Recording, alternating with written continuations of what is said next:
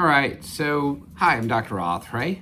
I am a double board certified facial plastic surgeon here in Houston, Texas.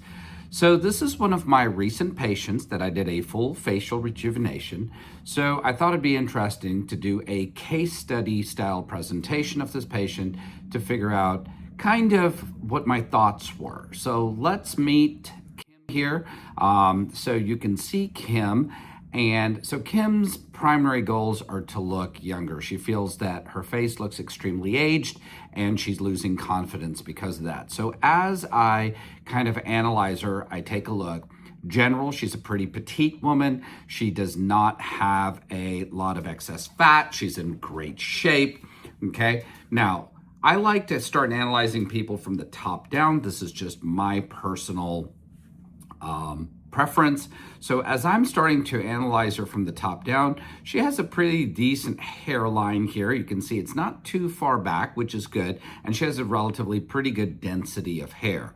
The first thing that I see on this patient is look how deep these lines really are here. There's a lot of tonic contraction of the frontalis muscle. I like the way her brows are shaped here when she is pulling up her frontalis muscle. So therefore, one of the key things that teaches me is most likely she's going to need some sort of a brow lift here. I think that her brows has started to come down. She may have a little bit of excess skin in this area. So as I look at her upper eyelids, she's got a little bit of excess skin here. It's more on the left-hand side than the right-hand side. However, I don't see, you can see that little bit of excess skin right there, but there's not a whole lot of excess skin right here on the right-hand side. So I think primarily on her, this is going to be a brow lifting type issue where we need to lift the corner of the brow. So moving along here on her lower eyelid region in this area looks pretty good. She has a little bit of excess skin here, maybe a slight amount of herniation of fat. Doesn't seem to be too bad. However, there you can see some volume loss right in this region right here. And she is someone who's used to having very high and full cheeks. You can see she's lost a lot of that. And look at where this volume is sitting now. So this volume used to sit way up here, and it is now giving a lot of fullness in this portion of the cheek. The same is true right here. You can see all of this volume here, which makes her look kind of full over the bottom portion and not enough volume up here right over the malar eminence. All right, now moving along, you can see a lot of little bit of hyper contractile motion of the mentalis right in here. There's some pretty significant solar elastosis of the overall skin, and you can see some amount of the solar elastosis and thinning of the skin, but also you see some degree of the laxity in the neck. So let's go ahead and let's move on. Let's take a look at her 3/4 view. On the 3/4 view, we've basically kind of reaffirmed. I like the position of her brow here. She doesn't have a lot of excess skin here, so whether or not we do anything is really dependent on how much of a brow lift we get. If we get a good brow lift, we probably are not going to need to do much of her upper eyelids, maybe even just a little laser. You can see also here, she doesn't have a whole lot of excess skin, but she does have some volume loss right in this region right here. And you can see that a little bit of skeletonization. You can see the bones of her face have been very skeletonized here. She's that volume that used to sit above and hide all those bones is now sitting right in this area right in here. And she's lost a little bit. You can see the jowl region right there. She lost some of the definition of her jawline. And again, here you're starting to see a little bit of that laxity of the neck. Some cool things she does have. She has a very sharp angle of mandible. I like that. You can see a little bit of these hyperdynamic lines that are kind of ingrained in her skin right there. The other thing that you see, she's got relatively full lips. I don't think I really need to do anything with her lips there. Okay, let's go to finally the profile view. She's got a very high hyoid position, which is good, but she's got a lot of this laxity right here of the skin. We need to redrape all of that. She's lost some of the volume, and she has laxity along the jawline. And she has all the anatomy that should give her a super sharp jawline. So therefore, we need to recreate that. You can see the skeletonization right here where there's some loss of volume. You can also see a little bit of loss of volume right in here. Okay, there's a little bit of loss of volume right in there. Okay, all right. And finally, we see the Bruce canal view.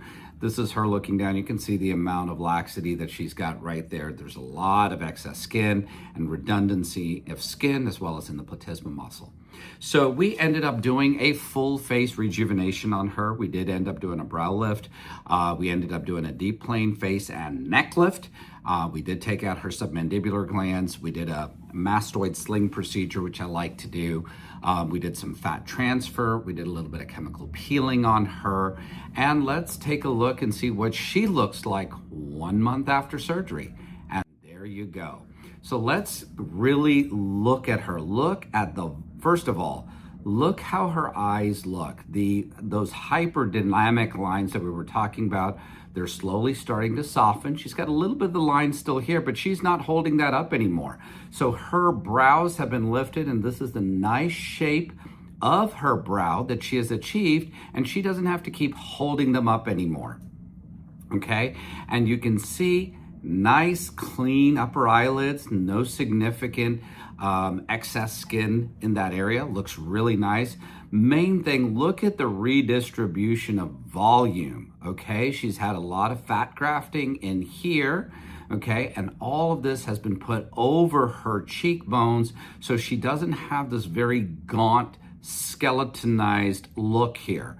All of this has been volumized right here, so you can see that this volume has been moved up, okay? She's also had a little bit of volume that has been added to her temples right here so that she has no temporal hollowing. This is 1 month post-op. She still has a little bit of swelling still left here, which should resolve. But look at the sharpness of the jawline here. The jaw is extremely sharp, very smooth neck. These hyperdynamic lines are minimized here, much less. The hyperdynamic lines that are seen on this side here are completely gone here. So very good frontal view result. Now let's look at that 3/4 view again. Okay, you can see now, look at the amount of hyperdynamic lines she had here versus all she's got is this right here. That's it. Look at the volume that she's got. She doesn't look skeletonized. She's got nice, healthy volume. Sharpness of the jawline is here. Look at the chin. I didn't do anything to the chin, okay? I did not add a chin implant. All I did is this is conservative fat grafting to give her. I'll let you see that one more time right in there. Look how smooth that chin looks here versus the bumpy appearance here. All that is just fat grafting to give her a nice contour of that chin and reestablish the subcutaneous structure of that. Did not touch her lips at all, okay? But she looks more in balance here. All of this looks in balance, and look at that neck. You can really see that. Let's go ahead and look at her profile view here. Here it is clearly visible, okay? I mean, there's still a little bit of swelling. She's only a month out, but look at the sharpness of that. Look at the sharpness of the jaw here. Look at the cheeks here. Very nice. And if you take a look at her profile view here, take a look at her profile, you can see that chin looks smoother. And if we really look here, this is where that incision is, barely noticeable at 1 month. She's got a very nice camouflage of the incision inside the temporal tuft here, so you can't even see the scars. This is going to get even better. But this is the view I really like. Look at how smooth we've made that Bruce canal view on her in terms of all that excess redundancy of the neck is all gone. So what this case study really shows is kind of going from the analysis stage, picking the procedures have been executed, and now we're kind of doing a little bit of our self-critique and seeing how well our procedures that we have done have really affected the patient and affected the result at 1 month. I hope you find this content helpful. I hope you find this content interesting, and we'll continue to do more of these case studies. And please feel free to also subscribe to the channel, send us DMs, and of course, take a look at Kim's journey on our YouTube channel. Thank you very much.